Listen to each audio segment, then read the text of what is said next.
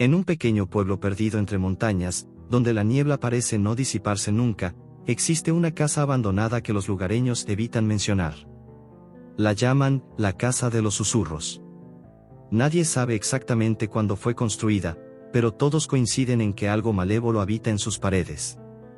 Aquí comienza nuestra historia, una historia real que ha sido contada por generaciones, pero que nunca ha perdido su capacidad de aterrar a quienes la escuchan. Hace unos años, una joven pareja, Ana y Carlos, decidió mudarse al pueblo en busca de una vida más tranquila. Ambos eran escritores y necesitaban un lugar alejado del bullicio de la ciudad para concentrarse en sus proyectos. Cuando llegaron al pueblo, les llamó la atención una casa antigua en las afueras, que parecía perfecta para sus necesidades.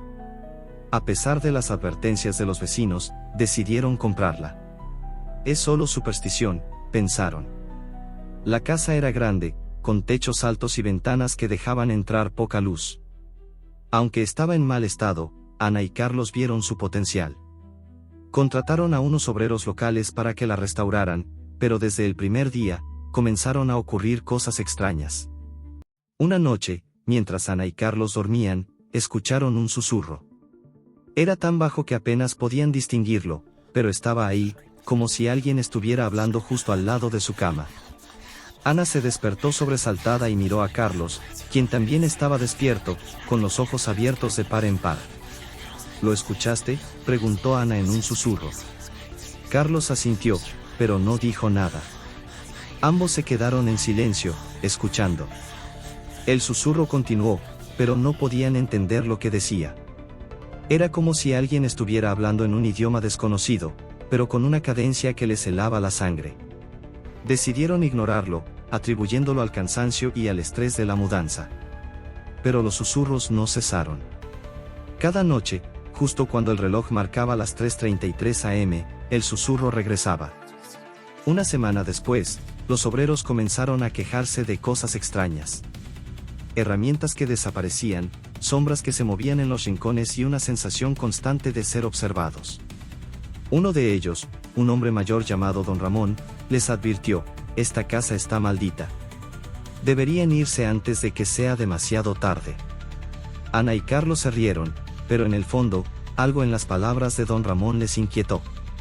Esa noche, decidieron investigar. Armados con linternas, recorrieron cada rincón de la casa. Fue entonces cuando vieron algo que les heló la sangre. En el sótano, encontraron una pared que parecía recién construida. No había ninguna razón para que estuviera ahí, ya que el sótano era pequeño y no necesitaba divisiones. Carlos golpeó la pared con los nudillos, y el sonido que produjo era hueco, como si hubiera algo detrás. Tenemos que derribarla, dijo Carlos, decidido. Ana asintió, aunque una sensación de terror la invadía. Al día siguiente, contrataron a un albañil para que derribara la pared. Lo que encontraron los dejó sin palabras. Detrás de la pared, había un pequeño cuarto oculto. El aire era denso y olía a moho. En el centro del cuarto, había un altar con velas negras y símbolos extraños tallados en las paredes. Pero lo más aterrador era lo que encontraron en el suelo: huesos humanos. Ana gritó y retrocedió, mientras Carlos llamaba a la policía. Cuando llegaron, los agentes no pudieron explicar lo que vieron. Los huesos pertenecían a varias personas, y parecían tener décadas de antigüedad. La casa fue sellada como escena del crimen, pero Ana y Carlos no podían dejar de pensar en lo que habían encontrado. Esa noche, los susurros regresaron, pero esta vez eran más fuertes, más claros. Ana juró que escuchó su nombre, pronunciado en un tono que la hizo estremecer. Decididos a descubrir la verdad, Ana y Carlos comenzaron a investigar la historia de la casa. Fueron al archivo municipal y hablaron con los ancianos del pueblo. Lo que descubrieron los dejó horrorizados. La casa había sido construida a principios del siglo XX por un hombre llamado Ernesto Montenegro, un ocultista que practicaba rituales oscuros. Según las leyendas, Montenegro había hecho un pacto con entidades malignas para obtener poder y riqueza. Pero el precio fue alto: tenía que ofrecer sacrificios humanos. Los huesos que encontraron en el sótano eran de sus víctimas. Pero lo más aterrador era que, según los relatos, Montenegro nunca fue capturado. simplemente desapareció, dejando atrás la casa y los restos de sus crímenes. Una noche, mientras revisaban viejos documentos en la biblioteca del pueblo, Ana y Carlos encontraron un diario que pertenecía a Montenegro.